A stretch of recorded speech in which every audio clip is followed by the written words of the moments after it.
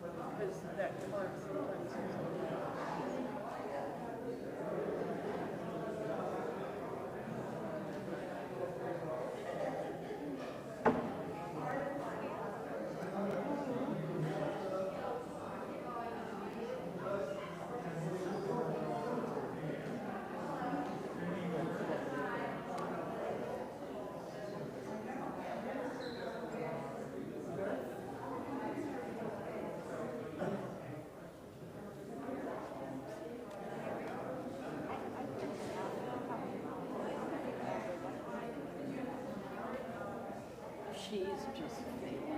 She's late 80s, and she's always been an extreme introvert. I don't think she wants to go out of the house anymore. She's got some dementia going on, and I don't think it's severe, but it's not pretty, and she just doesn't want to be around. No, it's almost sad. She's just ready to be happy. And it's gotta be hard.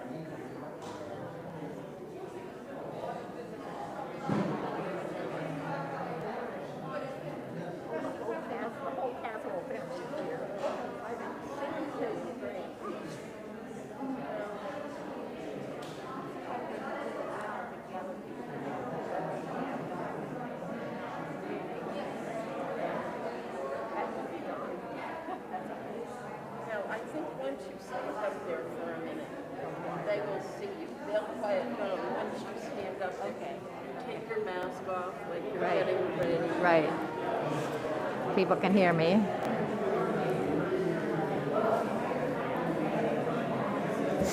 Okay.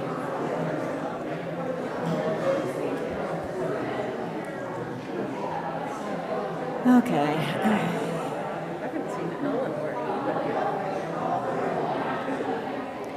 Good morning. That did the job, huh? I'm Jessica Tracy, and I'm a member of the Board of Trustees. Catherine Chase and I switched days, so I'm not Catherine. It's my pleasure to welcome you this morning.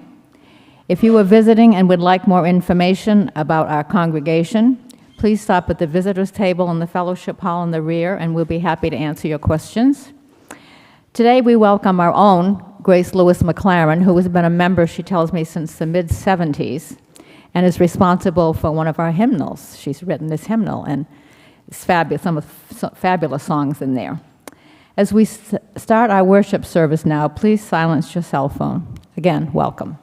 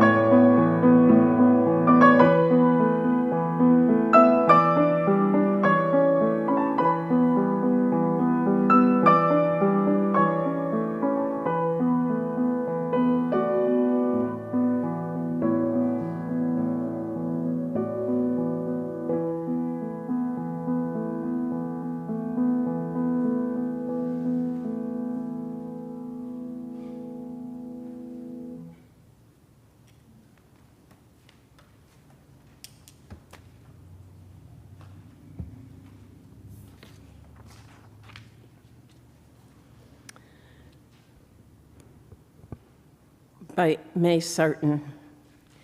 Come out of the dark earth, here where the minerals glow in their stone cells, deeper than seed or birth. Come under the strong wave, here where the tug goes as the tide turns and flows beneath that architrave. Come into the pure air, above all heaviness of storm and cloud to this light-possessed atmosphere. Come into, out of, under the earth, the wave, the air. Love, touch us everywhere with primeval color. Please join us for our opening song, hymn number 22, Dear Weaver of Our Lives Design, with words by our own Nancy Dorian.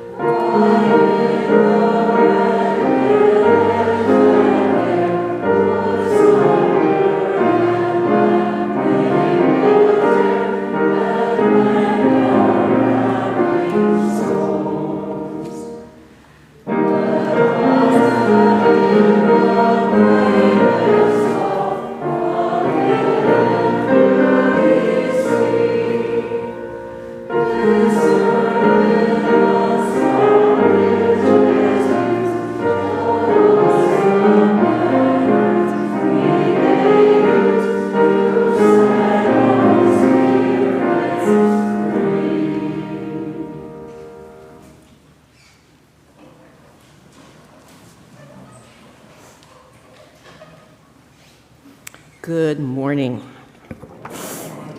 Yes, we are air conditioned, and aren't we glad, but it's still warm. My opening reading is by Reverend Max Alden Kutz, who for 34 years was the UU pastor at a church in Canton, New York, way up in the snow belt. And one of my cousins sent me a book of his sermons and readings, and I picked out this. It also happens to be in the back of our grain hymnal, but I will read it to you now. When love is felt or fear is known, when holidays or holy days and such times come, when anniversaries arrive by calendar or consciousness, when seasons come as seasons do, old and known, but somehow new. When lives are born or people die. When something sacred's sensed in soil or sky. Mark the time. Respond with thought or prayer or smile or grief. Let nothing slip between the fingers of the mind. For all these are holy things we will not, cannot find again.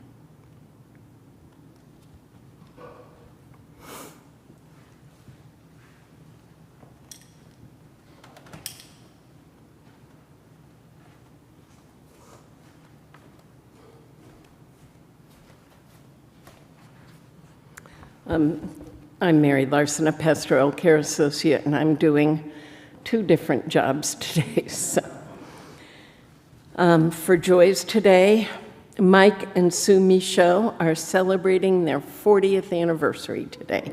Yay, Mike and Sue.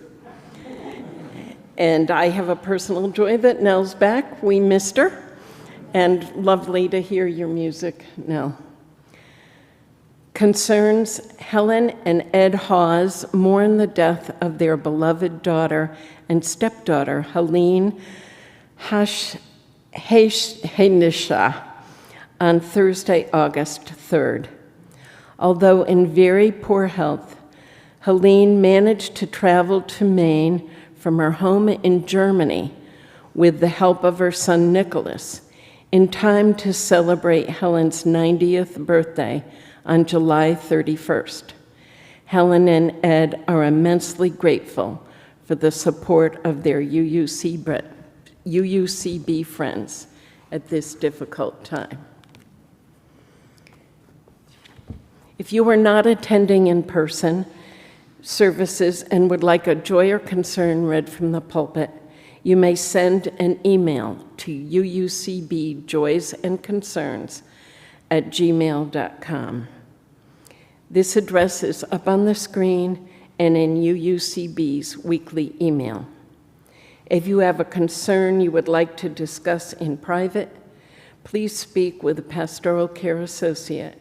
We have light blue ribbons on our name tags and would be happy to listen and help.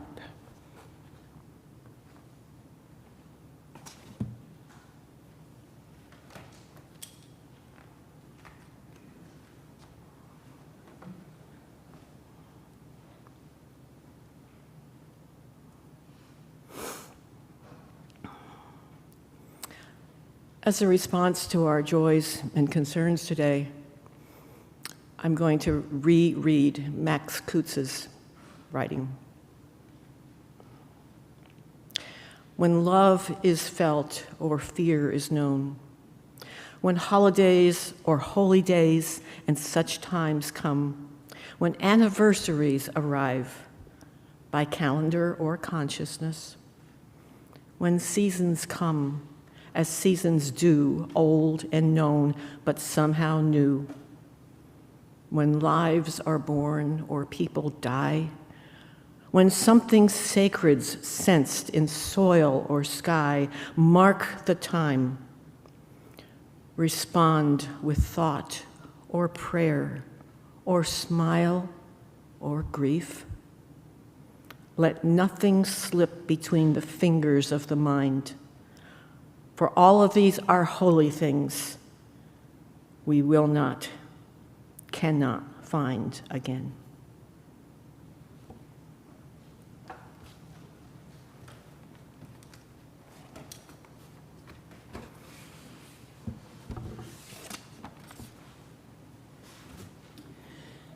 This is the time in our service where we take our weekly offering. For those of you who are new here, half of our plate offering goes to a charity of soul every Sunday. And this month's charity of soul is the Unitarian Universalist Service Committee, which is a non-sectarian organization that advances human rights and social justice around the world. Please give generously.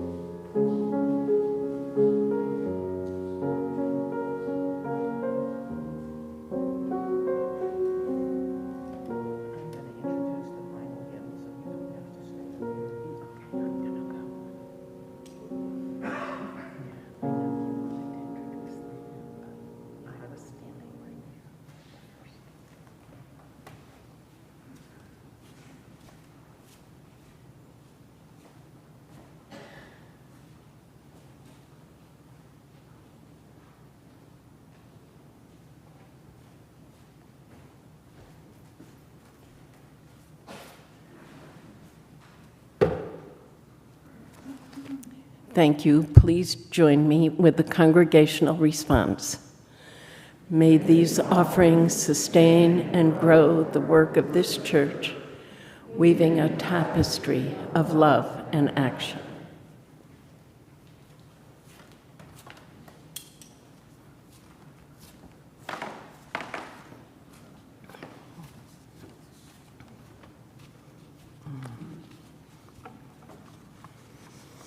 A few years ago, when I was visiting my son and daughter-in-law who live in Manhattan, riding on the subway, I saw a poster of this piece of poetry.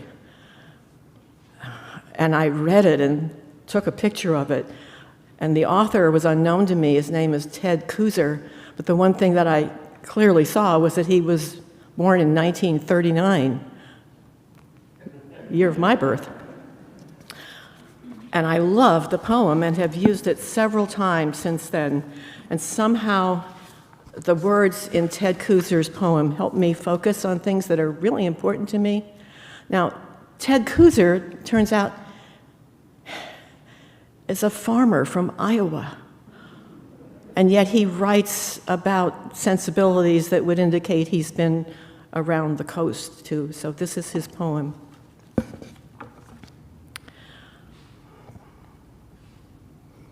One of the ancient maps of the world is heart-shaped, carefully drawn, and once washed in bright colors, though the colors have faded, as you might expect feelings to fade from a fragile old heart, the brown map of a life. But feeling is indelible and longing infinite. A starburst compass pointing in all the directions two lovers might go, a fresh breeze swelling their sails, the future uncharted, still far from the edge where the sea pours into the stars.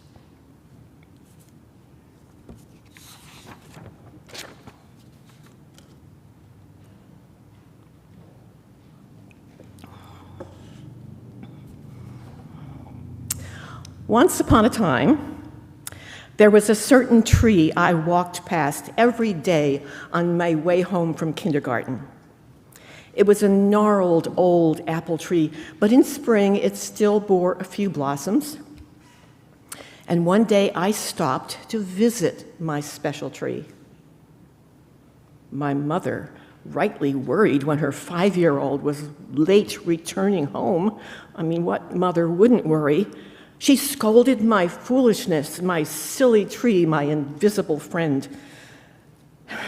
Well, I knew I shouldn't worry my mother, but I also knew that special tree was still there for me.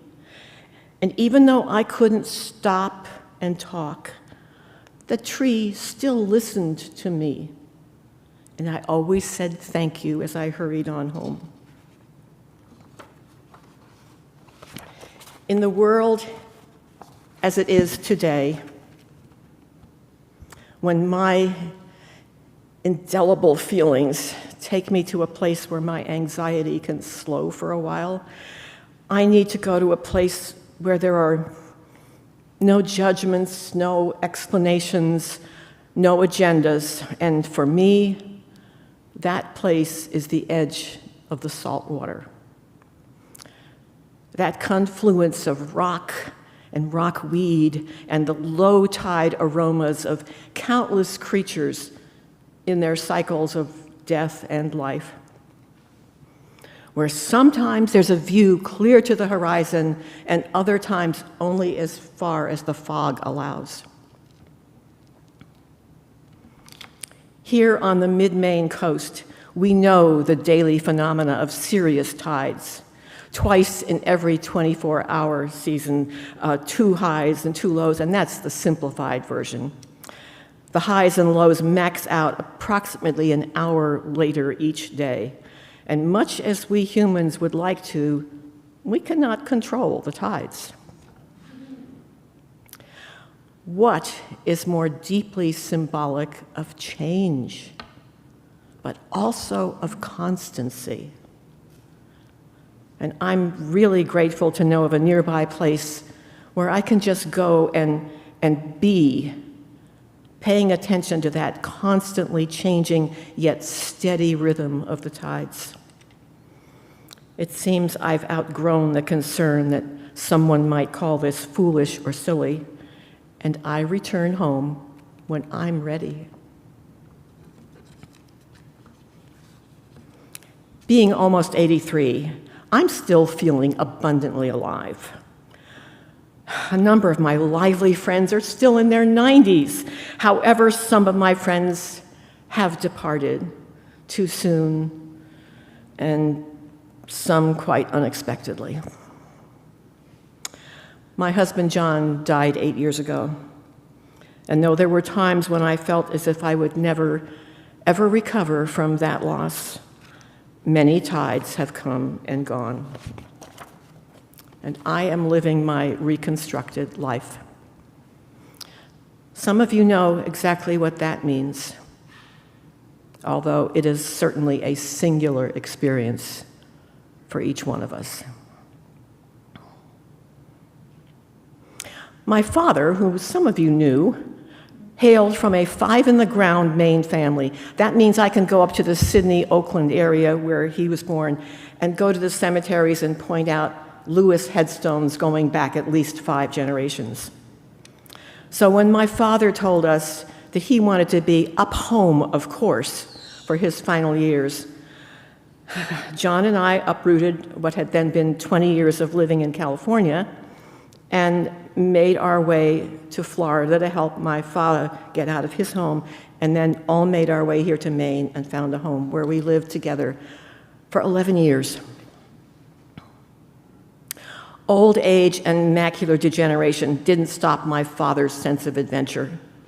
Right to the very end of his 98 years, he'd be up before us and he'd shout up the stairs, "Hey, you guys, it's a beautiful day and you're wasting the better part of it. Let's go have lunch on top of Cadillac Mountain." And we would. Pop used to say, "I'm not sick, I'm just old." He wanted bacon and a fried egg every morning for breakfast. My younger sister seriously disapproved. And butter? I'd put the vegetables on the table and he'd say, "Did you butter those?" I'd say, "Yes." He'd still take another tablespoon of butter and put it on his serving.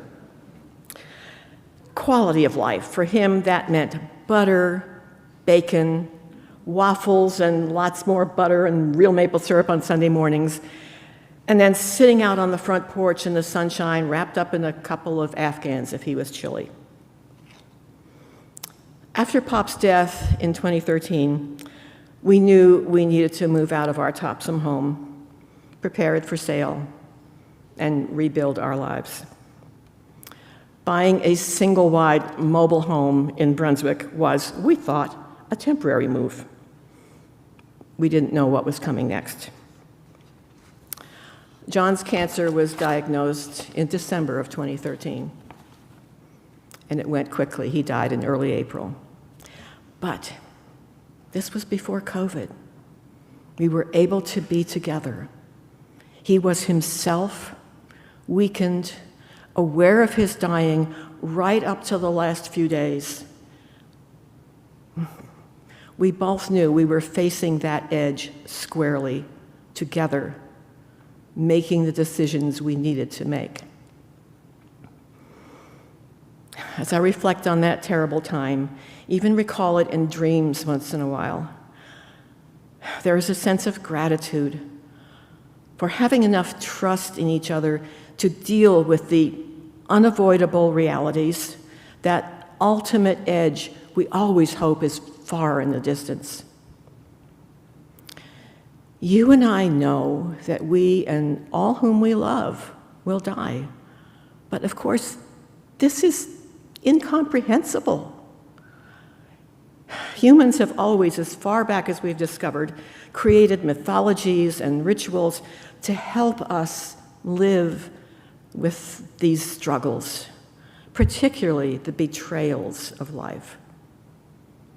We tell and listen to stories, remember anniversaries, the shifts in the seasons, the joyous events, the gross unfairness, the tragedies.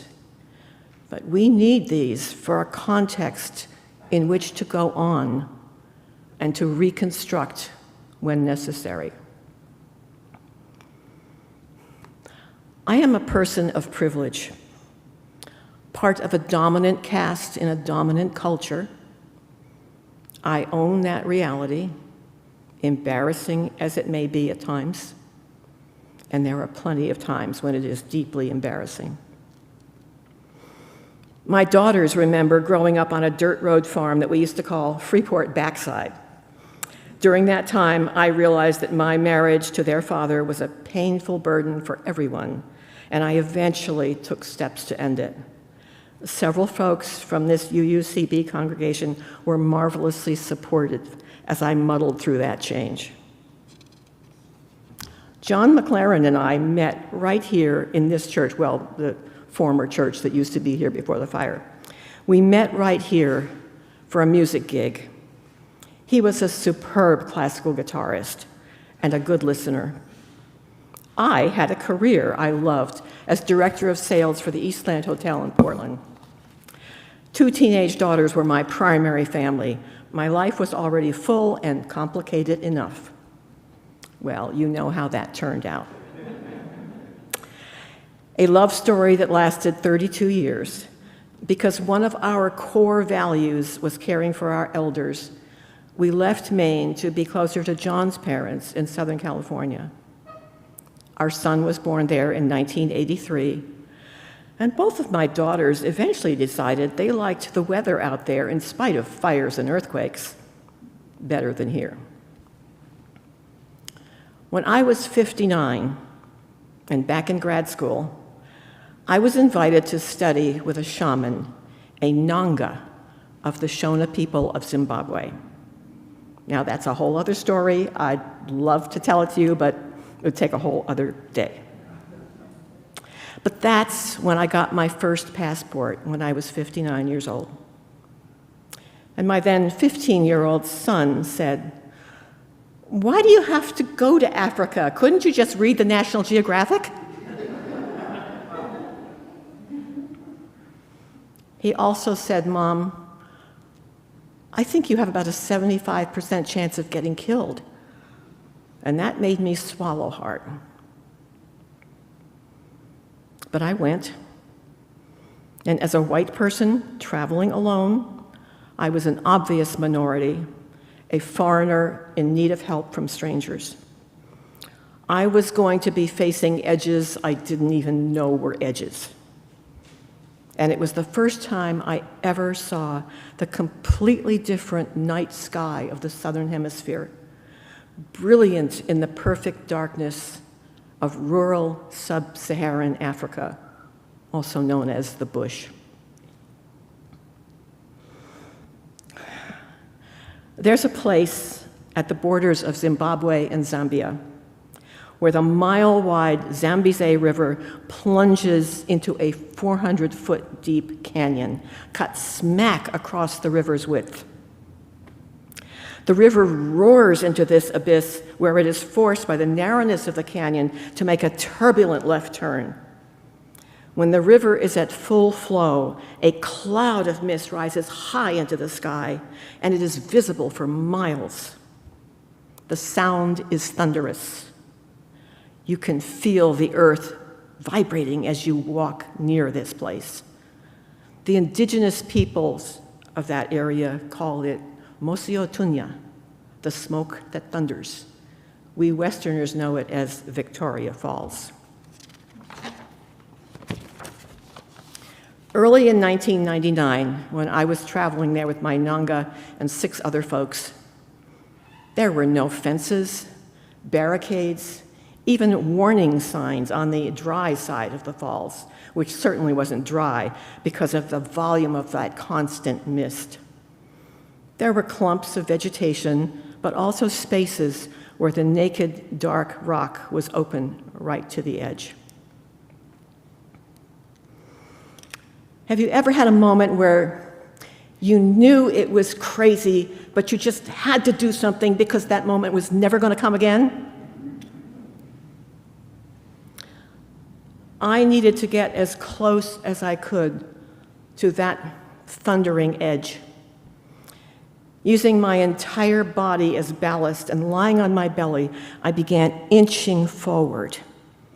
Two of the guys in our group saw what I was doing, and they moved behind me and grabbed my ankles to assure I wouldn't go over.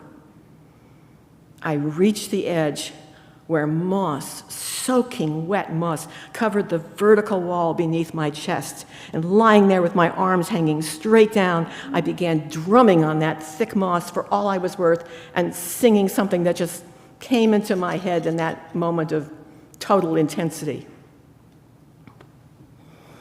I get an adrenaline rush just talking about it.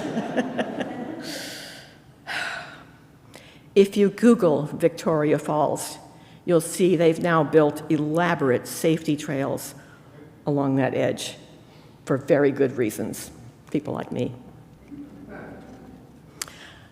There seems to be an adventure gene in my family. My father used to race trains on his motorcycle along a frozen Lake Messalonsky. Both of my brothers did ice racing back when the New Meadows River froze deeply enough.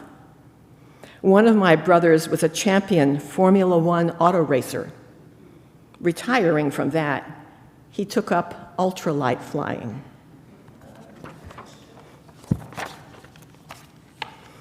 I've slowed down some. I often use a walking stick, mostly as a third leg, as a precaution, because falling is something I really need to avoid.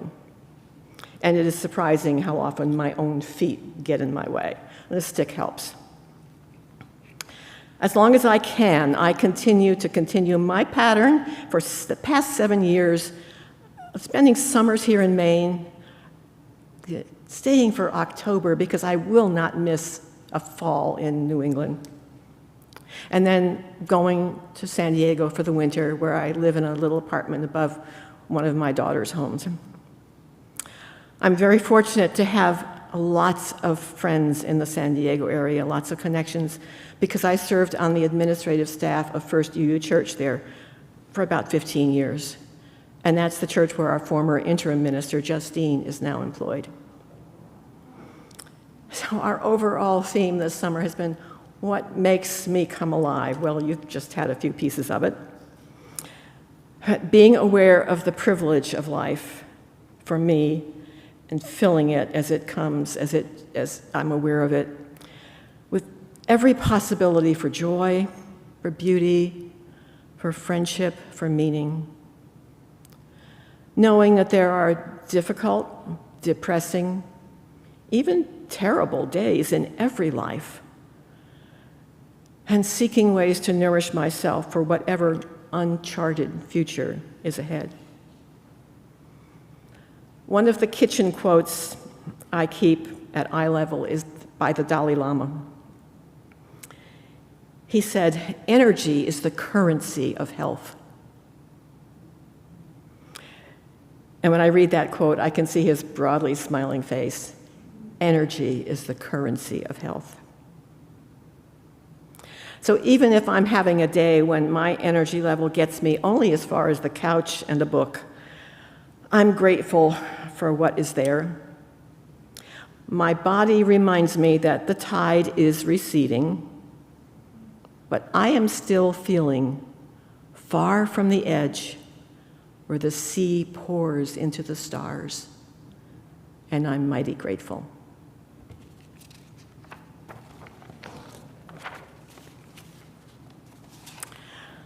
Our closing song, one of the reasons I asked people to grab gray hymnals, is one that I don't think we've sung before. It's number 359 in the gray hymnal. You'll see the words, but I wanted you to see the tune too. It's an old British tune that almost needs to be in the context of one of those great Norman cathedrals. I'm going to ask Nell to play the whole thing through all the way so we can get to hear the tune, and then I will ask you to sing, stand and sing.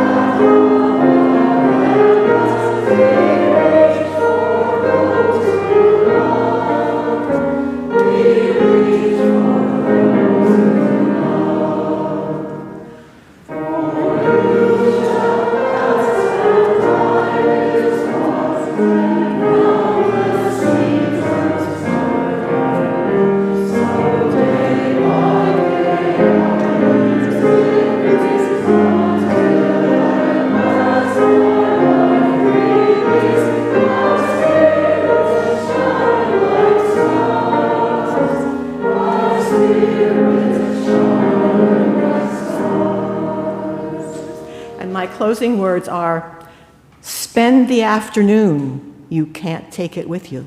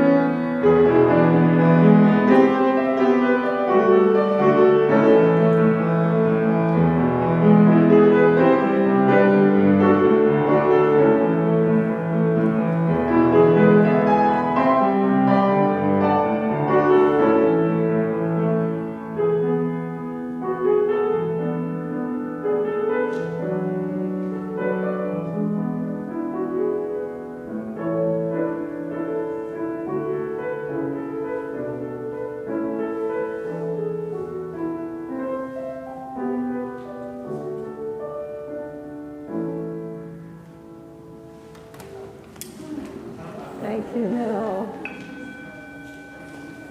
And greet your neighbor.